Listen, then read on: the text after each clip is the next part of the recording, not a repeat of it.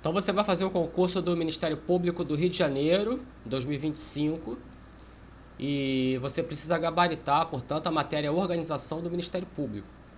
É lógico que você precisa gabaritar a prova toda, né? Mas o que eu estou querendo dizer é o seguinte: pouca gente dá tanta atenção às matérias específicas do concurso. Português, constitucional, administrativo, essas matérias são importantes e elas caem na maioria dos concursos, então a pessoa já está mais habituada, né, o concurseiro. Agora, aquelas matérias específicas, tal como organização do Ministério Público, que pega as resoluções específicas, tanto do Conselho Nacional do Ministério Público quanto da Procuradoria-Geral de Justiça do Ministério Público do Estado do Rio, coisas específicas. Pouca gente dá atenção porque acha que isso aí, na hora, vai fazer de qualquer jeito, vai conseguir e não vai, tá? Então, a chance que você tem de sair na frente na classificação é gabaritando a organização do Ministério Público, que vai ser o diferencial na sua prova. Bom, eu sou Leandro Campos, eu sou aqui o dono do canal, eu sou professor de curso preparatório para concurso há 15 anos, eu tenho diversos alunos aprovados. E o que você vai assistir agora é a primeira aula da Lei 8625. Essa lei que trata de aspectos gerais de ministérios públicos estaduais, né, ela está no seu programa de organização do Ministério Público. Não só ela, né, você viu que o programa é bem extenso. Então, quando eu falei é aula 1, porque eu tenho o curso completo de organização do Ministério Público, cujo link está aqui abaixo na descrição desse vídeo. E esse curso ele é de teoria e questões, videoaulas, né? Teoria e questões, acompanha os PDFs que eu trabalho nas aulas, né? Com a matéria e com as questões da banca FGV, inclusive. Beleza? Então não perca tempo. Clica no link, entra logo no curso, já começa a assistir, tem muita coisa ali para assistir e saia na frente na classificação desse concurso. Beleza? Bom, no mais, tem o curso. Tem o grupo do WhatsApp, né, que o link está aí abaixo também, é um grupo gratuito, você entra lá, só eu que falo no grupo, ninguém fica de blá blá blá, né, é um grupo importante, eu coloco materiais, notícias, né, o que foi importante aí para o concurso do MP, do Rio 2025, tá? No mais, você pode se inscrever no canal, ativar o sininho aí das notificações, porque eu estou sempre subindo material novo e você fica sabendo através dessa notificação que o YouTube vai fazer para você, tá? E no mais também curta o vídeo, compartilha com mais gente que vai fazer esse concurso público e eu te vejo lá no curso. Bom, assiste a aula aí e boa aula, né? Bons estudos para você. Um abraço, tchau, tchau. Olá, eu sou o professor Leandro Campos. Vamos aqui estudar a Lei 8625 de 1993. Essa lei, ela trata de aspectos gerais dos ministérios públicos estaduais. É a chamada Lei Orgânica Nacional do Ministério Público, né? Com base nela, é uma lei nacional, então todos os entes federativos têm que obedecer essa lei. É com base nela que cada estado vai criar o seu Ministério Público através de lei estadual. Mas lei estadual essa aqui tem que obedecer a essa lei orgânica nacional, a Lei 8625. Então, por exemplo, o Ministério Público do Rio de Janeiro foi criado através de uma lei estadual, uma lei do Estado do Rio de Janeiro. Sim, e essa lei do Estado do Rio de Janeiro, por exemplo, tem que seguir a Lei Orgânica Nacional do Ministério Público, que é essa daqui, tá? O Ministério Público do Estado de Goiás, sei lá, estou chutando, o Estado de Goiás cria o seu Ministério Público através de uma lei estadual de Goiás. Mas essa lei estadual goiana tem que seguir essa lei orgânica nacional, a Lei 8625, e por aí vai, tá? Então, uma lei que vai trazer aspectos gerais, dispõe sobre normas gerais para a organização do Ministério Público dos Estados, né, e da outras providências e tal. Então, a base é essa, tá? Ele não vai entrar em muitos detalhes, você vai encontrar mais detalhes na lei orgânica do Ministério Público específico para o qual você vai fazer o concurso, tá? A lei estadual específica. Beleza? Então vamos lá. Aqui o que interessa, né, nos aspectos, nas disposições gerais, lei complementar denominada Lei Orgânica do Ministério Público, cuja iniciativa é facultada, a iniciativa, ela é facultada aos procuradores gerais de justiça dos estados, estabelecerá no âmbito de cada uma dessas unidades federativas normas específicas de organização, atribuições e estatuto do respectivo Ministério Público. Então, ó, primeiro ponto, a lei estadual que vai criar aquele Ministério Público naquele respectivo estado, ela é uma lei complementar, é uma lei complementar estadual. Então, a lei estadual que vai criar esse Ministério Público tem que ser uma lei complementar, tá? Não é lei ordinária, é lei complementar. Ela será chamada Lei Orgânica do Ministério Público do Estado tal, né? A iniciativa do projeto, ou seja, quem faz a lei é o Poder Legislativo. Então é a Assembleia Legislativa daquele Estado que vai criar essa lei complementar. Mas a iniciativa do projeto cabe ao Procurador-Geral de Justiça, que é o chefe maior daquele respectivo Ministério Público, tá? Então é facultado aos PGJs dos estados. Aí tá, né? As atribuições, estatuto do respectivo Ministério Público, beleza. No parágrafo único, a organização, atribuições e estatuto do Ministério Público do Distrito Federal e territórios serão objeto de lei orgânica do Ministério Público da União, porque o Distrito Federal, como ente federativo, né, ele não é Estado, não é município, também não é União, ele é DF, ele é Distrito Federal, ele é uma entidade diferente, anômala, né? E o Ministério Público do Distrito Federal não pertence ao Distrito Federal, pertence à União. Então faz parte do MPU, né? O Ministério Público da União que tem o Ministério Público Federal, o do Trabalho, o Militar e do DF Territórios. Tá? Então essa atribuição aí de organização do Ministério Público do Distrito Federal, isso é objeto da União, que é a União que organiza aí esse Ministério Público. E territórios, né? O Brasil não tem território, eles foram extintos em 88, mas pode ser que se crie um território, né? Isso aí fique aberto, né? O mapa, ele não é estático, o mapa é dinâmico.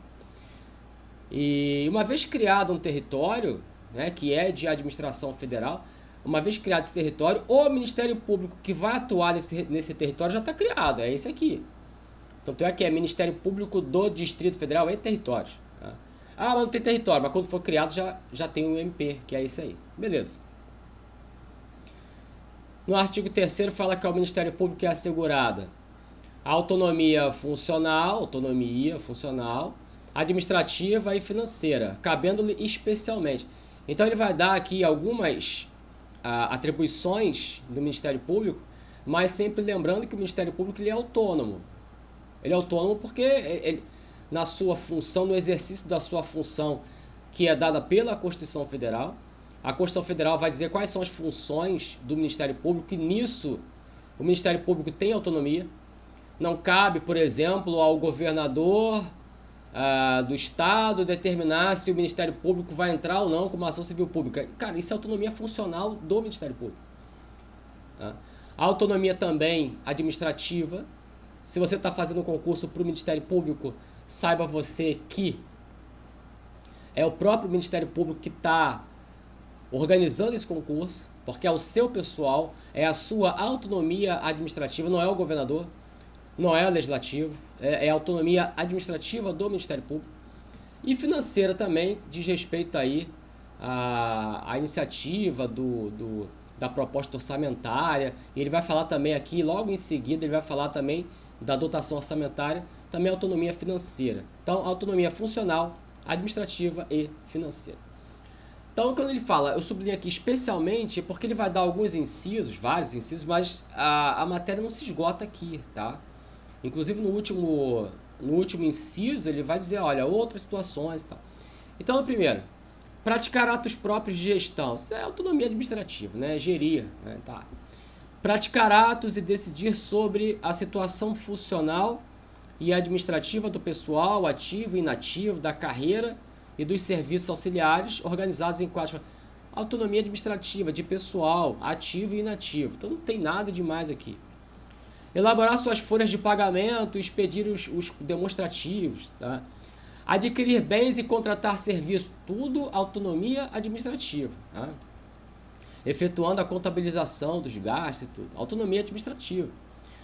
Aqui, ó, propor, aqui já é interessante, ó, propor ao Poder Legislativo a criação e a extinção de cargos, bem como a fixação e o reajuste dos vencimentos, fixação e reajuste dos vencimentos de seus membros. Aqui ele vai falar também, logo em seguida, a mesma coisa, só que dos seus servidores, tá? Então, propor também ao Poder Legislativo a criação e a extinção dos cargos, bem como a fixação e o reajuste dos vencimentos.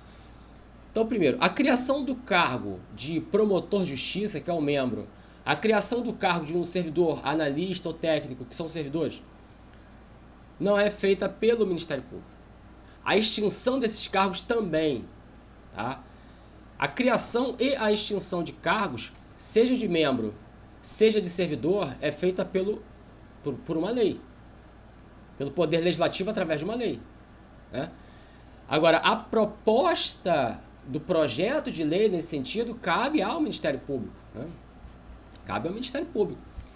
Então, é o Ministério Público que vai propor à Assembleia Legislativa, por exemplo, do determinado Estado, a criação de cargos no Ministério Público para membros, de cargos para servidores, a extinção de cargos também. Então, cuidado que às vezes eles colocam em prova assim, propor ao Legislativo a criação de cargos, mas a extinção deles pode ser feita pelo Procurador-Geral. Não. A criação e a extinção de cargos será feita por lei, proposta ao Poder Legislativo, tá? Então, cuidado com esse verbo aí, propor, porque eles podem colocar criar ou estabelecer, sei lá o quê. E também a fixação, né, e o reajuste. A fixação, olha, vai ganhar tanto, o valor do vencimento é esse. O reajuste, vai aumentar 5%, 10%, também através de lei, tá? Então não é o Ministério Público que vai fazer isso aí, ele vai propor ao Poder Legislativo, toma muito cuidado com isso em questão de prova, tá? Em questão de prova, eles vão colocar que é o Ministério Público que decide isso. Não é, eles propõem, tá? O Legislativo é que decide. Prover, vem de provimento, né? Prover os cargos iniciais da carreira e dos serviços auxiliares, que são os servidores, bem como nos casos de remoção, promoção e demais formas de provimento derivado, né? Então, remoção, promoção, por remoção é deslocamento, né? Mas tem servidor, tem membro aí que remoção, inclusive, para o membro, em determinadas situações, pode ser até punição, enfim. Mas o provimento dos cargos cabe ao Ministério Público, isso faz parte da sua gestão de pessoal, da sua autonomia administrativa. Editar atos de aposentadoria, exoneração e outros que importem em vacância de cargos e carreira dos serviços auxiliares, bem como os de disponibilidade de membros do MP e de seus servidores. Tem a ver também com autonomia administrativa, tá? Gestão de pessoal, gestão de pessoas, né?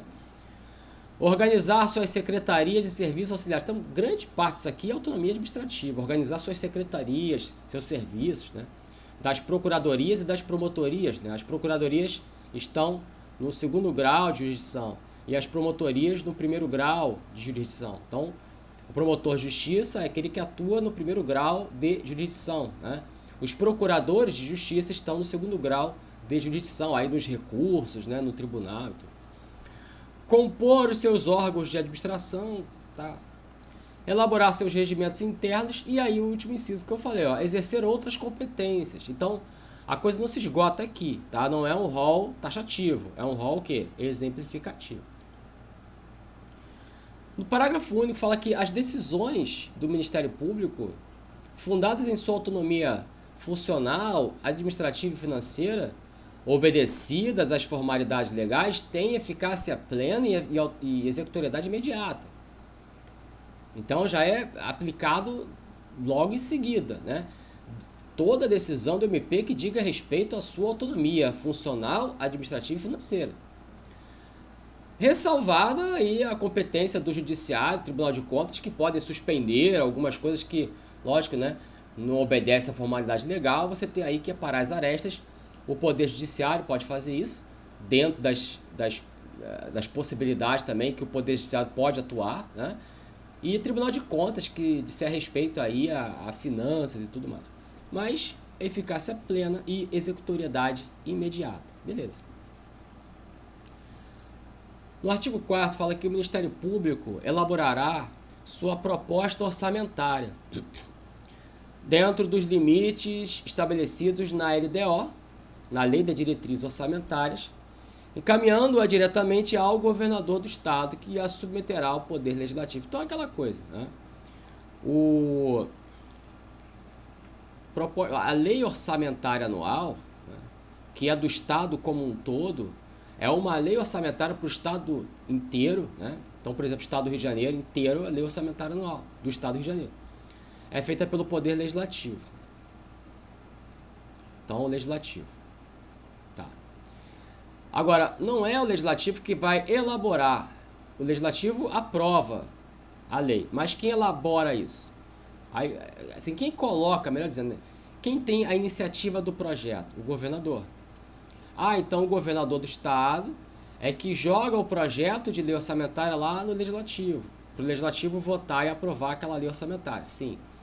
Só que não é o governador, não é o chefe do executivo que vai elaborar todo o orçamento. Então, por exemplo, ele elabora o orçamento no que diga respeito ao poder executivo. Receitas e despesas do executivo, aí o governador lá, com sua equipe técnica, vai elaborar, né, o que o executivo vai receber, o que ele vai fazer como despesa e tal. Mas ele não faz isso com relação ao legislativo, né, ao judiciário, ao Ministério Público e à Defensoria Pública, porque eles têm iniciativa do projeto. Então, o seguinte, o governador, vamos pegar aqui o Ministério Público, não é o governador que administra o Ministério Público. Ele não administra. Então ele não sabe, não tem como saber, nem é para ele saber, a gestão do Ministério Público, que cabe ao Ministério Público. Então só o Ministério Público é que sabe quais são as suas despesas. A hora de comprar computador, na hora de comprar mesa, na hora de renovar a frota dos veículos, na hora de pagar a conta de luz do prédio, né? Na hora de pagar o provedor de internet. Quem sabe disso é o Ministério Público. Então é o Ministério Público que vai elaborar a sua proposta orçamentária, encaminhar isso ao chefe do executivo.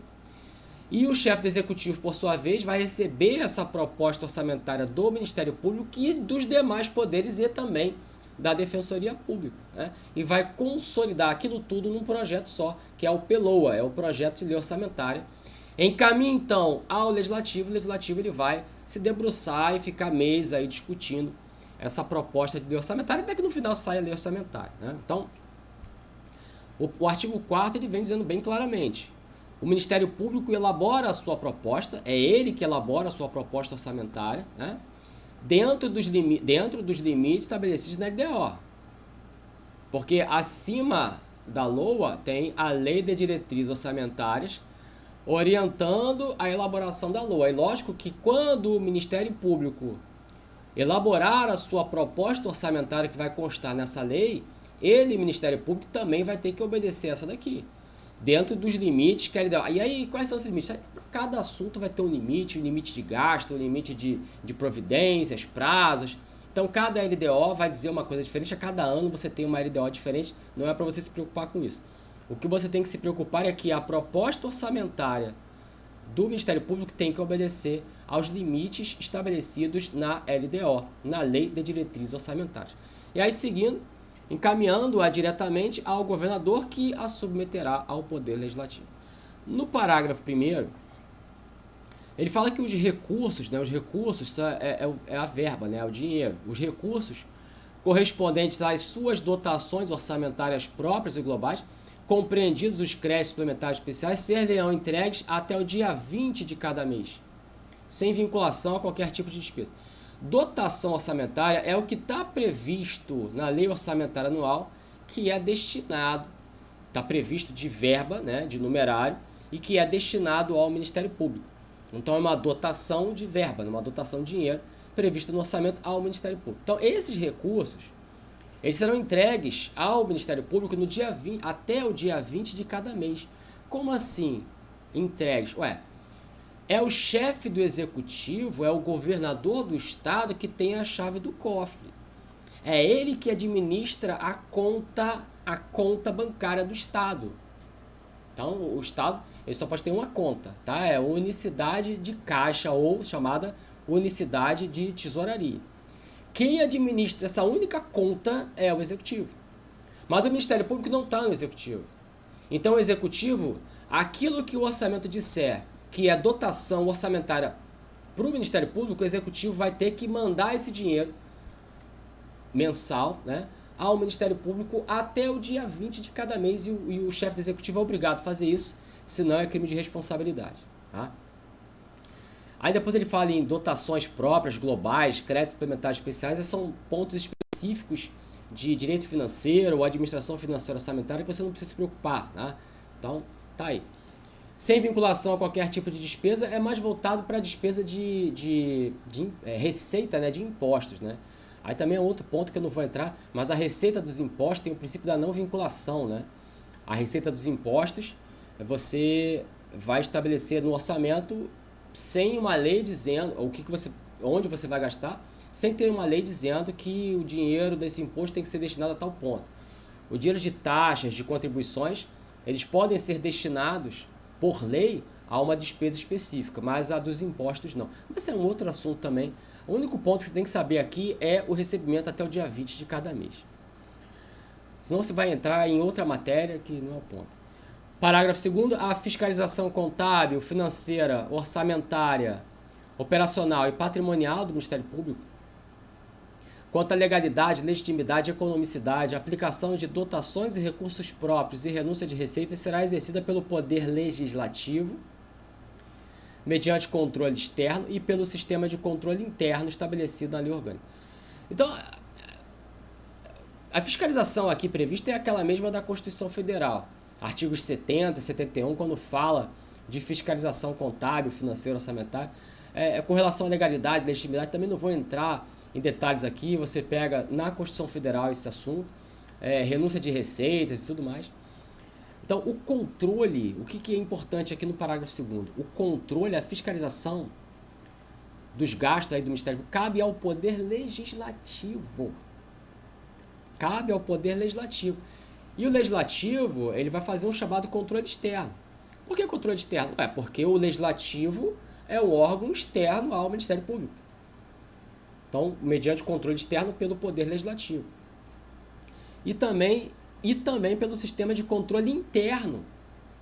Um controle, uma fiscalização contábil, financeira, orçamentária. O mesmo controle, a mesma fiscalização que o Poder Legislativo efetua mediante controle externo, o próprio Ministério Público, através de um órgão interno, também vai fazer esse mesmo controle. Vai controlar as mesmas contas? Sim, são as mesmas contas, vai controlar aquelas contas ali. Então é mais gente controlando. Então existe o controle externo, que é feito pelo Poder Legislativo, né? E o controle interno, que cada Ministério Público vai estabelecer através de um órgão específico aí que será criado por ele, né? Pela lei orgânica. Agora que os órgãos de administração, ele vai citar aqui órgãos de administração superior, né?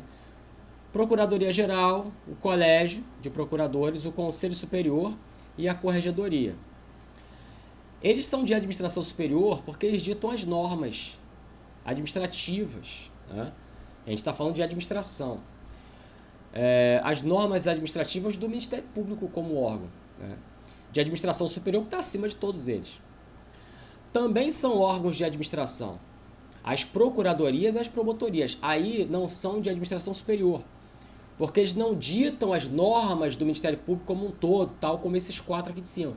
Mas eles administram dentro dos seus próprios órgãos, né? Então, por exemplo, onde você passou no concurso, foi lotado aonde? Fui lotado na Promotoria de Justiça da 5ª Vara de Família da Comarca da Capital. Então ali tem um promotor de justiça ou uma promotora de justiça, tem um pessoal que trabalha com esse membro, né? E é a promotoria vinculada aí à 5ª Vara de Família, quer dizer, a Vara de Família é Poder Judiciário, a Promotoria de Justiça é Ministério Público, mas é a promotoria que vai trabalhar diretamente nos processos daquela vara, né? Na 5ª Vara de Família, por exemplo. E dentro dessa promotoria tem lá o promotor que vai administrar o seu pessoal, né? Então e a procuradoria que eu estou falando é em segunda instância, né? Então tem mais de 180, 170 procuradorias dependendo do Ministério Público, de cada estado, de que estado você está dizendo, né? E é lógico que tem o pessoal que vai trabalhar na procuradoria e o procurador de justiça é a instância máxima ali dentro, né? Dentro da procuradoria. Então ele vai administrar o pessoal. Então é órgão de administração são, né, órgãos de administração, as procuradorias e as promotorias, mas não são de administração superior. De administração superior são a Procuradoria-Geral, o Colégio, o Conselho e a Corregedoria. Né? Órgãos de execução é botar a mão na massa na função institucional do Ministério Público. Né? Aí você sai da parte administrativa e entra na função. Aquilo que o Ministério Público foi criado para fazer. Entrar com ação civil pública, ação penal pública, inquérito civil e blá blá blá. Então, você tem o Procurador-Geral, o Conselho Superior, os procuradores e os promotores. Detalhe que o Conselho Superior, e a Procuradoria, né? O Conselho Superior, ele é órgão de execução e também de administração superior. Então ele pode constar em qualquer questão de prova que diga assim, são órgãos de administração superior, o Conselho Superior está lá. São órgãos de execução, o Conselho Superior também está lá. Tá? Então, uma observação interessante aí. Os órgãos auxiliares, aí essa lei ela vai citar, mas ela não vai entrar em detalhes, né? Centro de apoio operacional, comissão de concurso, centro de estudos e aperfeiçoamento funcional, órgãos de apoio administrativos, estagiários, também muito importantes, né? Quem nunca foi, eu já fui um estagiário de vários lugares, então, escraviário. Agora a Procuradoria-Geral de Justiça. Os Ministérios Públicos dos Estados formarão lista tríplice dentre integrantes da carreira, na forma da lei respectiva, para a escolha de seu Procurador-Geral, que será nomeado pelo chefe do Poder Executivo para mandato de 2 anos, permitida uma recondução, observado o mesmo procedimento. Então, a escolha do PGJ, que é o Procurador-Geral de Justiça, quem é o Procurador-Geral? É o chefe maior do Ministério Público do Estado. Como é que ele é escolhido? O Ministério Público vai formar uma lista tríplice, ou seja, uma lista com 3 nomes, 1, 2, 3. O primeiro mais votado, o segundo mais votado e o terceiro mais votado, pela ordem. Então, os membros ali vão votar nos candidatos. O voto é plurinominal, né? Enfim, aqui ó, parágrafo 1º. A eleição da lista tríplice far-se-á mediante voto plurinominal. Então, eu sou membro do Ministério Público, eu quero votar em um candidato a Procurador-Geral de Justiça. Eu não vou votar em um nome só, eu vou votar em 3 nomes. Tá? O outro membro também vai votar em 3 nomes, o outro membro vai votar em 3. Então vai somar quantos votos vão ter esses procuradores, esses candidatos.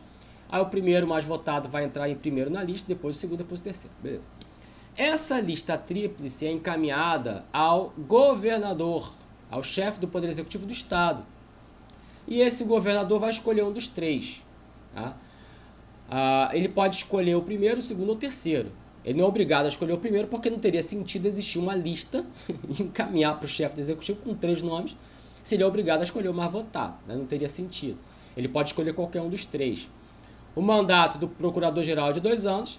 É permitida uma recondução, mais 2, e tem que seguir o mesmo procedimento. Tá? Não é automático, não. No parágrafo 2º, a destituição, aí já é diferente. Para tirar esse cara de lá, ou seja, ele fica 2 anos. Mas ele está fazendo besteira.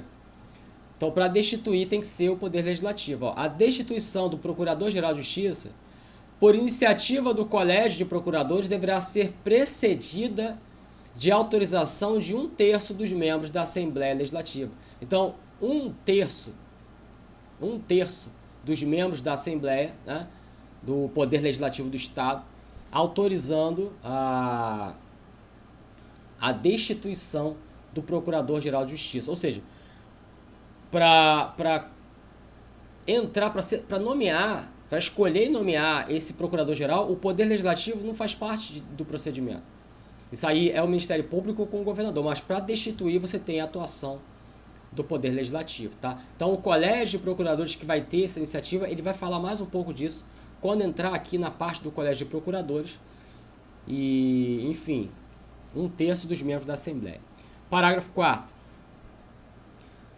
Caso o chefe do Poder Executivo não efetive a nomeação do Procurador-Geral de Justiça nos 15 dias que se seguirem ao recebimento da lista tríplice, será investido automaticamente no cargo o membro do Ministério Público mais votado para exercício do mandato, Significa, é muito simples. O governador, chefe do executivo, ele tem 15 dias para escolher um dos 3 nomes da lista. 15 dias a contar de que momento? Do recebimento da lista.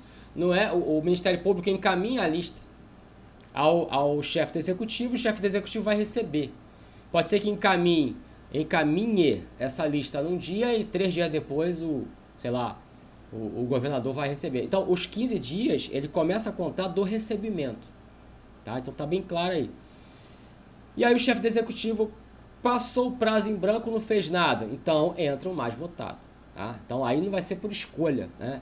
Aí é por uma saída, né, que tem que encontrar. Lembrando que o chefe do executivo, na hora de escolher, ele pode escolher qualquer um dos 3, tá? O negócio é que se ele não fizer nada, aí vai mais votado. No artigo 10, competências e atribuições, eu não trouxe todas, aqui eu trouxe só as mais importantes, tá? Do Procurador-Geral. Integrar como membro nato e presidir o Colégio de Procuradores e o Conselho.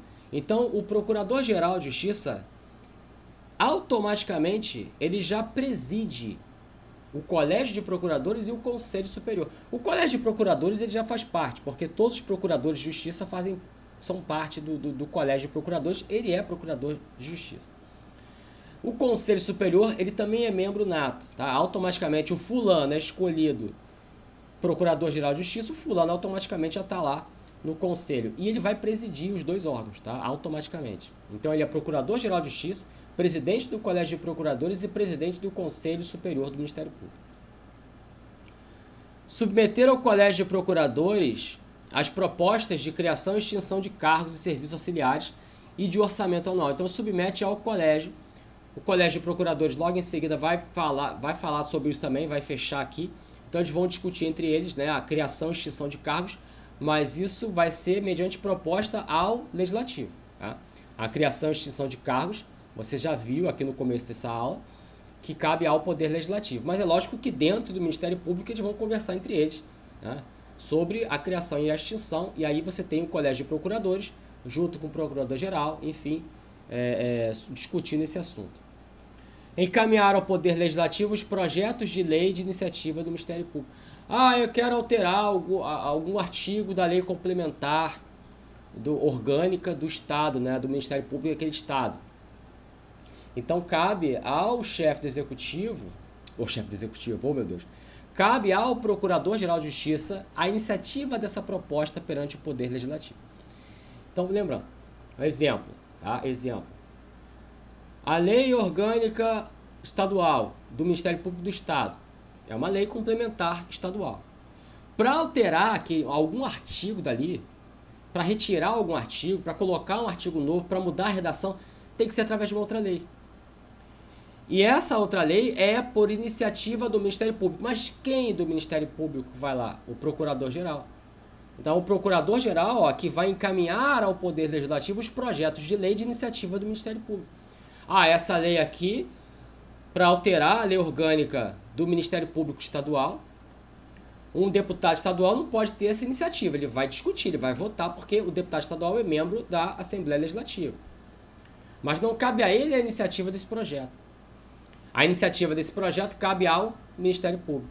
E dentro do Ministério Público, o Procurador-Geral de Justiça que vai chegar lá e ele é o Ministério Público ali fazendo essa iniciativa, né? Encaminhando ao Legislativo os projetos de lei de iniciativa do MP.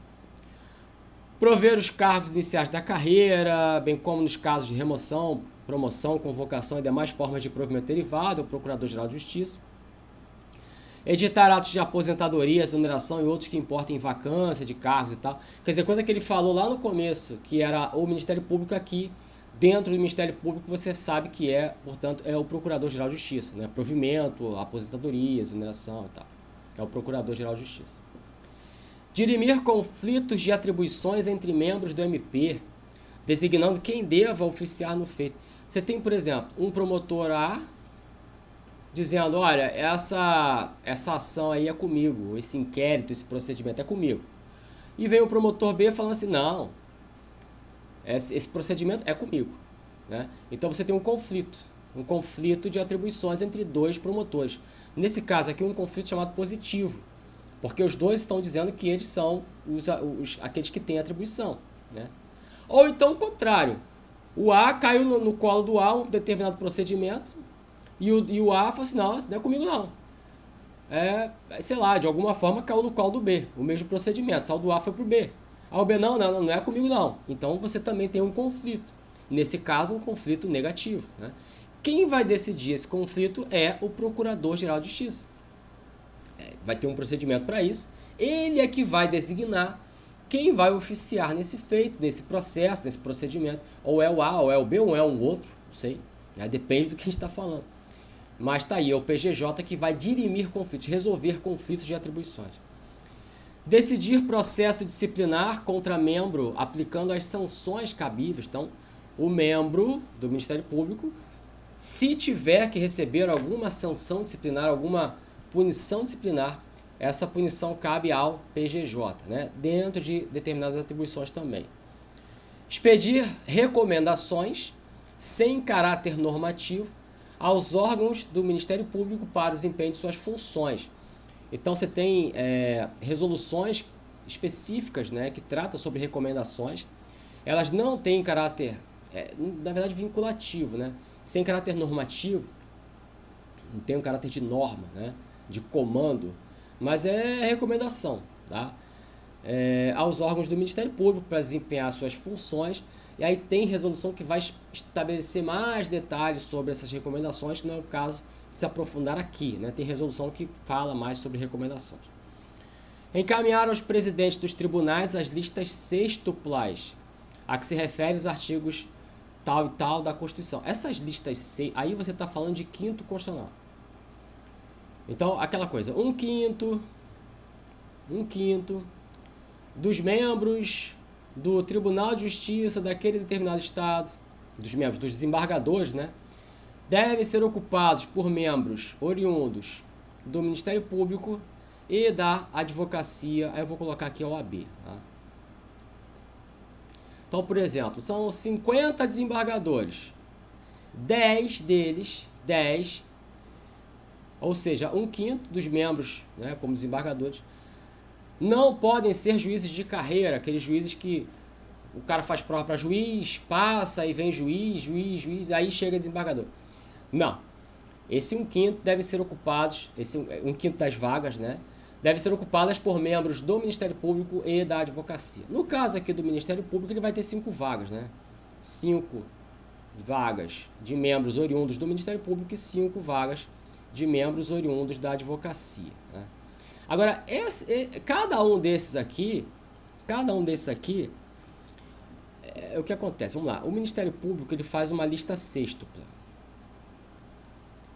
1, 2, 3, 4, 5, 6.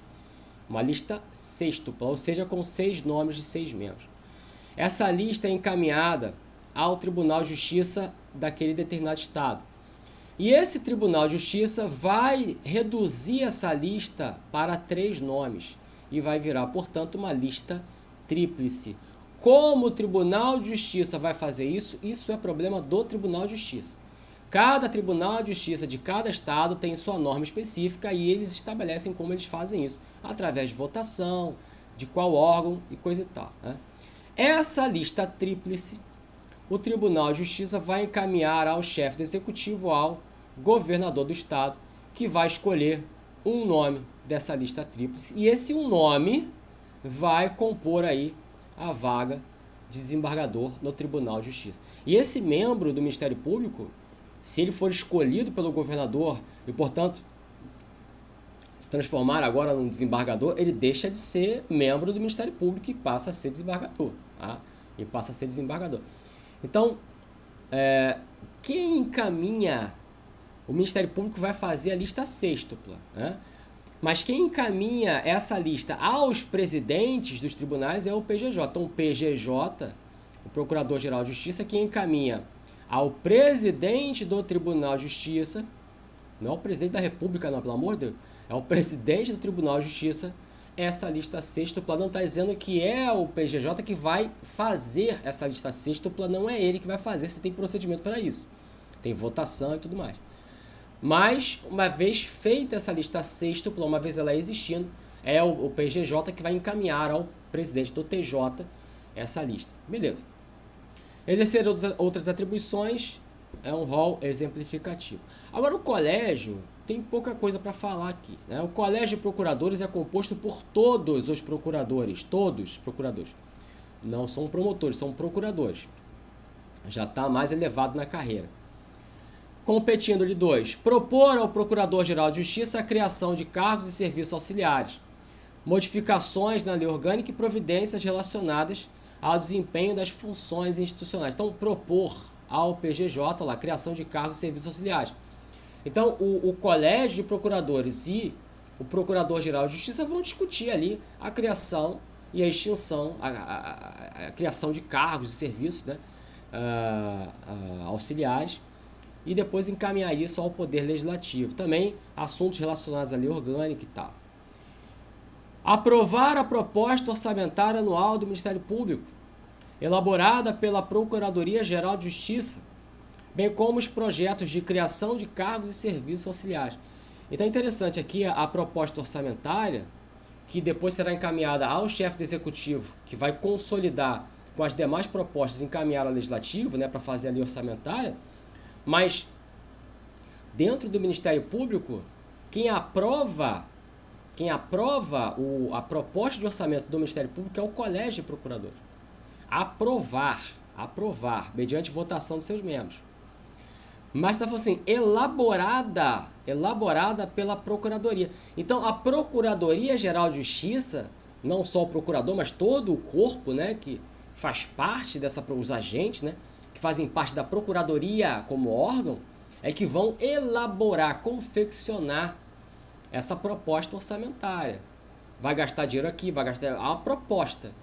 Essa proposta elaborada pela Procuradoria é encaminhada ao colégio que vai aprovar.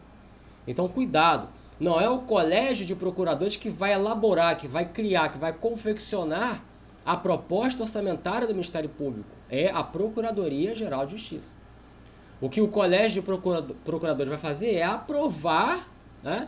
E depois de aprovado vai encaminhar lá, o Ministério Público encaminha lá para o chefe do Executivo, né? Então, cuidado aí com questão de prova, tá? A gente pode inverter essa ordem aí e muda todo o sistema. Propor ao Poder Legislativo a destituição do PGJ, que ele tinha falado lá no começo, né? Pelo voto de 2/3 de seus membros e por iniciativa da maioria absoluta de seus integrantes, em caso de abuso de poder, conduta incompatível, grave omissão dos deveres do cargo, assegurada a ampla defesa, né? Então, a proposta de destituição do Procurador-Geral de Justiça estava falando lá no começo, autorizada pelo colégio, parte do colégio, tá? O colégio de procuradores que propõe isso, que propõe essa destituição ao PGJ. Não tem como ser o próprio PGJ, não tem como ser, mas não o Procurador-Geral de Justiça, que faz o braço aí do Ministério Público com o Poder Legislativo. Normalmente sim, mas aqui não tem como, né? Porque é a destituição dele mesmo, né? Então é o colégio, né? Aí o voto de 2/3 de seus membros e a iniciativa da maioria absoluta. Então a iniciativa tem que partir, né? Essa proposta tem que partir ali do órgão pela maioria absoluta para depois discutir e aprovar por 2/3, né? Então uma coisa é o quórum de instalação da sessão, olha, vamos discutir esse assunto, aí você tem a iniciativa da maioria absoluta.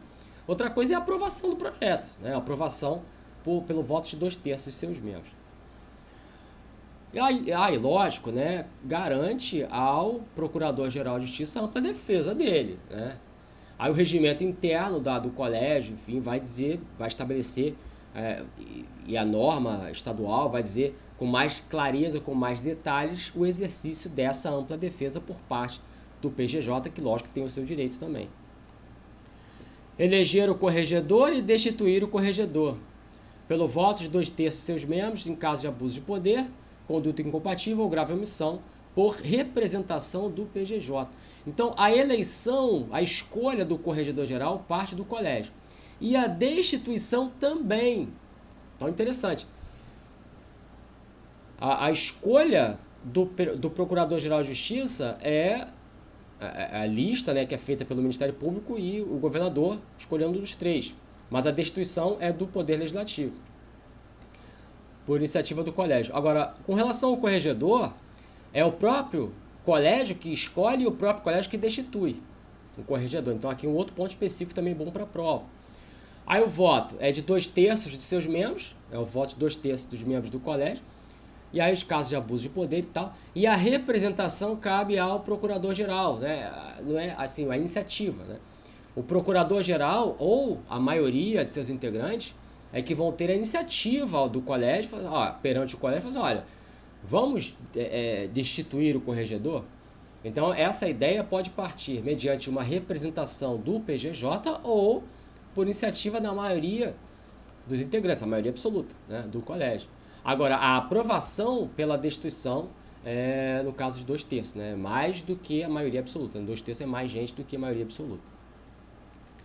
Recomendar ao corregedor a instauração de procedimento administrativo disciplinar contra membro do MP. Outro bom aqui, ó, recomendar ao corregedor a instauração de PAD. A instauração de PAD, né, parte do corregedor. A instauração, instaurar e fazer nascer, criar, né, parte do corregedor. Então não é o colégio que vai instaurar o procedimento disciplinar. Ele recomenda ao corregedor que assim o faça. Tá? Então cuidado também com questão de prova, que eles podem colocar que é o colégio de procuradores que vai instaurar o PAD, não é. Julgar recurso contra a decisão de vitaliciamento ou não de membro do MP. As leis vão entrar em mais detalhes sobre isso. Então o membro do Ministério Público entra, né, passa no concurso, está lá no vitaliciamento, são 2 anos, né, o vitaliciamento. Depois sai a decisão pelo vitaliciamento ou não, né? Se ele se sentir, não a decisão é pelo não vitaliciamento, esse membro do Ministério Público que não foi vitaliciado, né, vamos dizer assim, ele pode recorrer dessa decisão perante o Colégio de Procuradores, né? Decisão condenatória em procedimento administrativo disciplinar. O Procurador-Geral de Justiça sancionou o membro. Esse membro quer recorrer dessa decisão, o recurso vai para o Colégio de Procuradores. Disponibilidade e remoção de membro do MP por motivo de interesse público. Então aquela história, né, da inamovibilidade decidida pelo órgão específico e tal. Mas esse membro do Ministério Público pode se sentir, não, acho que não está certo isso. Ele pode recorrer também dessa decisão de disponibilidade, de remoção. E o recurso é analisado pelo Colégio de Procuradores. Então, esse aqui também é muito bom de cair em prova, né? Decidir sobre o pedido de revisão de procedimento. Aí revisão de procedimento é um outro processo. Processo de revisão. Você tem o processo disciplinar, por seus recursos e tudo mais, e acaba, extingue, é arquivado. Momentos depois, pode surgir um outro processo, chamado processo de revisão, para rever aquele procedimento disciplinar anterior, por exemplo, porque surgiram novas provas, aí tem os requisitos para isso. Então, a revisão de procedimento é decidida pelo colégio, e não o procedimento. Tá? A revisão é decidida pelo colégio, que é um outro processo, um processo de revisão, um processo posterior. Se houver, né, se for o caso de existir. Deliberar por iniciativa de 1/4 de seus integrantes ou do Procurador-Geral de Justiça que este ajuize a ação cível de decretação de perda do cargo do membro vitalício. Então, o vitalício, ele pode perder o cargo, porém, apenas por sentença judicial, né? E essa sentença judicial, ela é proferida dentro de uma ação, de um processo cível. Um processo de natureza civil, específico para destituir aquele membro, para que aquele membro perca o cargo. Esse processo, essa ação civil, ela tem que ser proposta pelo Ministério, pelo procurador, né? Deliberar ou do procurador que o procurador que vai entrar com esse processo de natureza civil perante o Poder Judiciário, processo esse que tem como pedido a destituição, a perda do cargo de um membro vitalício. Lembrando que o membro vitalício ele pode perder o cargo apenas por um processo judicial, e é um processo específico, ele vai entrar em mais detalhes, tá? Então, a iniciativa desse processo pode partir aí do Colégio de Procuradores, a iniciativa de 1/4 de seus integrantes, ou iniciativa do próprio procurador, né? que este, o procurador, ajuize a ação civil. Beleza. Rever, mediante requerimento de legítimo interessado, nos termos da lei orgânica, a decisão de arquivamento de inquérito policial ou peças de informações, arquivamento, determinada pelo Procurador-Geral nos casos de sua atribuição originária.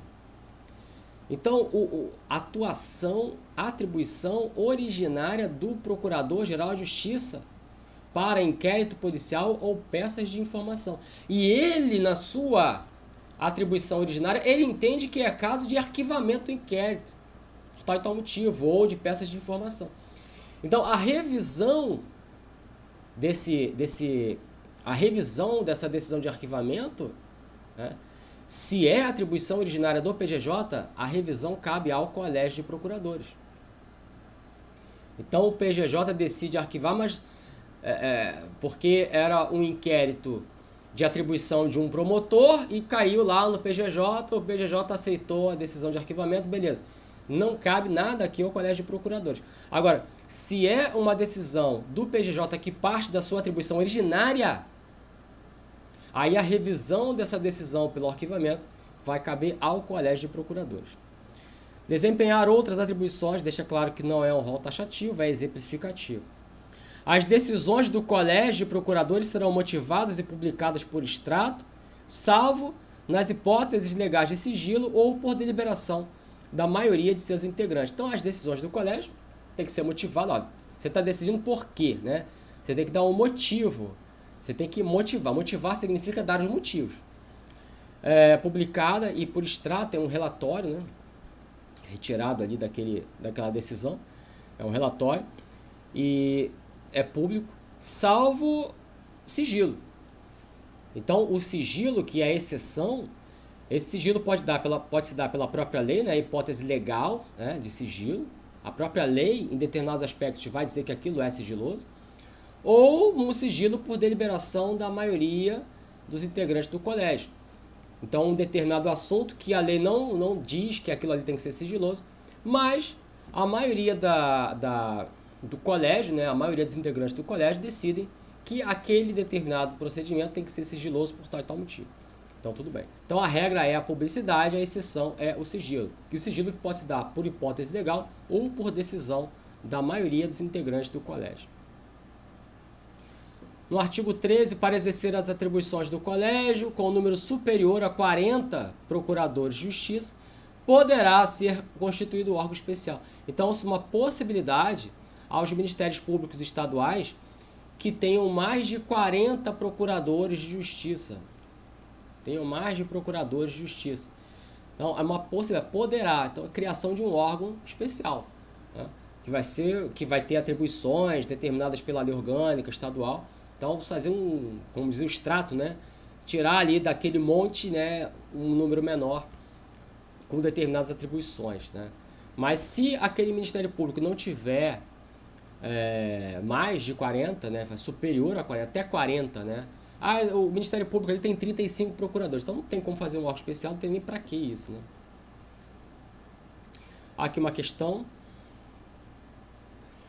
Após a acurada análise em relação à alegada prática de crime por autoridade que tem foro por prerrogativa de função perante o Tribunal de Justiça, o Procurador-Geral de Justiça do Estado Alfa concluiu pela inexistência dos fatos objetos de apuração, por ter atribuição originária para atuar no caso, promoveu arquivamento das peças de informação. Então, o Procurador-Geral de Justiça, ele tem atribuição originária para atuar no caso. Aí, por quê? Porque a pessoa, um agente tem foro por prerrogativa de função lá no tribunal, então o processo contra ele já começa no tribunal e quem vai atuar ali vai ser o Procurador-Geral de Justiça. Esquece o promotor, então é atribuição originária do PGJ.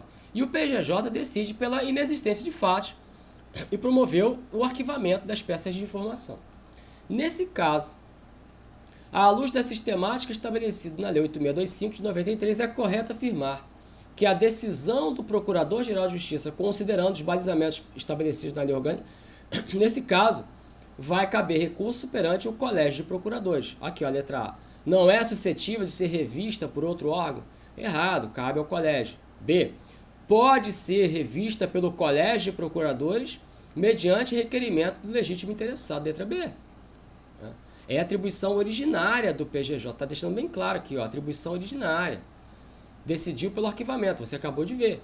Então, cabe recurso aí ao Colégio de Procuradores. C, pode ser revista pelo Conselho, não é o Conselho, é o Colégio. D, somente pode ser revista pelo próprio PGJ, não, é o Colégio. E somente pode ser revista por determinação do Judiciário, não, é o Colégio. Letra B, não tem mais o que falar. Segunda questão. São órgãos de administração superior do Ministério Público. A Procuradoria-Geral de Justiça, a Corregedoria e o Colégio ainda tem o Conselho, né? Tudo bem, não está falando que são apenas esses, né? Tá lá, letra A. Tem a Procuradoria, a Corregedoria, o Conselho e o Colégio. Mas ele não está dizendo que são apenas esses, né? São órgãos de administração superior, então tá certo. Letra B. As Procuradorias de Justiça não são de administração superior. Promotoria de Justiça também não, o Conselho é. Procuradoria-Geral é. Procuradoria-Geral Adjunta, não tem essa previsão lá na Lei 8625. A Corregedoria mas isso aqui não tem previsão para isso lá. As Procuradorias Gerais Adjuntas também não tem isso. Coordenadorias de Procuradorias também não. Secretaria, tudo errado. Colégio de Procuradores Supervisores das promotorias não tem essa previsão na 8625. Procuradoria-Geral Então aqui ficou letra A, que é o gabarito oficial dessa questão aí. Beleza? Então, muito obrigado. Fico por aqui. Um abraço. Fica com Deus. Até a próxima. Tchau, tchau.